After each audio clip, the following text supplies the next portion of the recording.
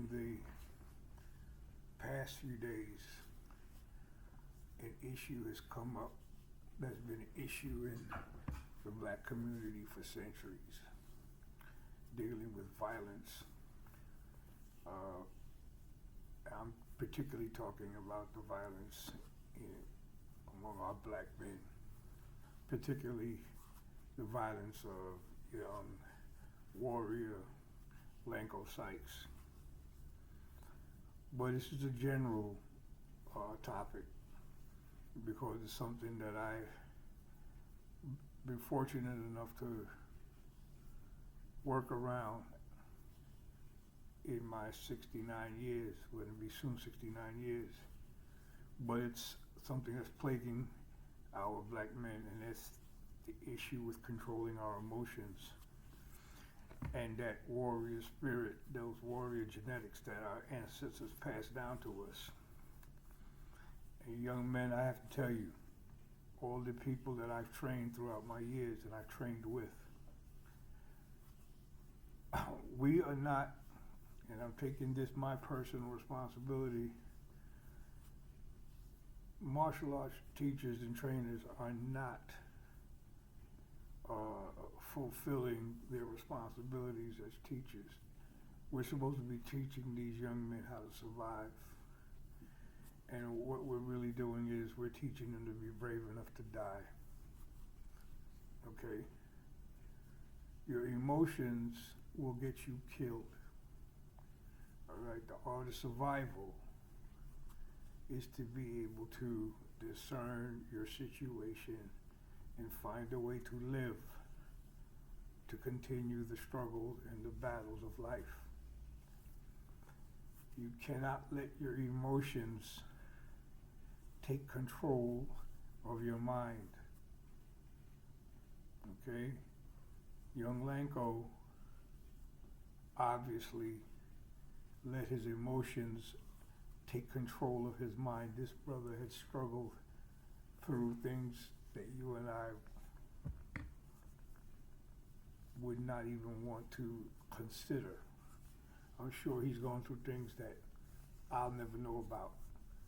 And he was on a winning trajectory. He was a trained fighter, on his way up, was getting success, notoriety,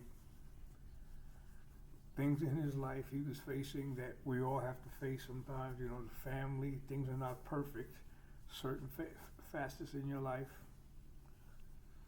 and his emotions got the best of him, and maybe other influences. But the point is, this is not about Lanco. This is about these young brothers who get caught up in this, I ain't no punk, I ain't this, I ain't that, and I don't care, and they lay it on the line.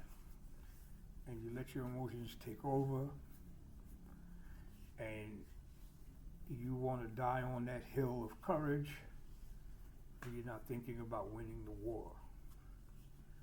Winning the war is surviving and flourishing and raising your kids, and they can use you as an example in later life on how to live.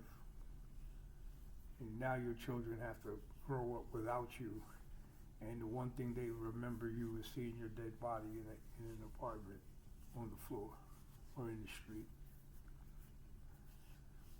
I am urging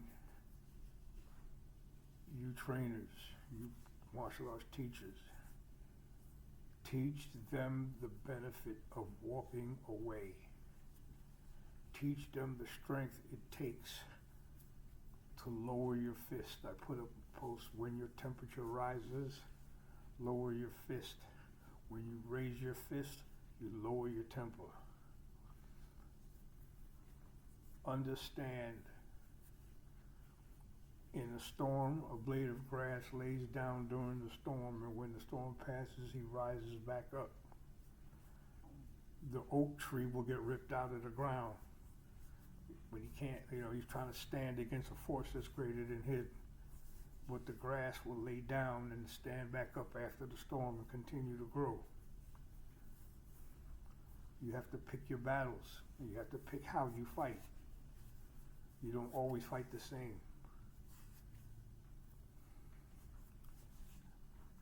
People, you're here to live. Everybody is going to die eventually. But your job is to survive and flourish. Dying for a cause is not living. You want to protect your children, you want to show your children what a real man is. You live, you survive, you raise them. You don't die because your emotions become overwrought. You become controlled by your emotions. Once you do that, you are now weak. Your enemy can control you. Muhammad Ali was almost undefeatable because he never got mad. He never let his emotions get ahead of him. Because he was never angry. He fought. He used his brains. He outfought his opponents. The one or two opponents that got him angry were the ones that gave him the hardest fights. You cannot fight life angry. You have to let that go. This is Shihan Rick. I think I've pontificated long enough. I apologize for talking this long. Rest in peace, Lanko.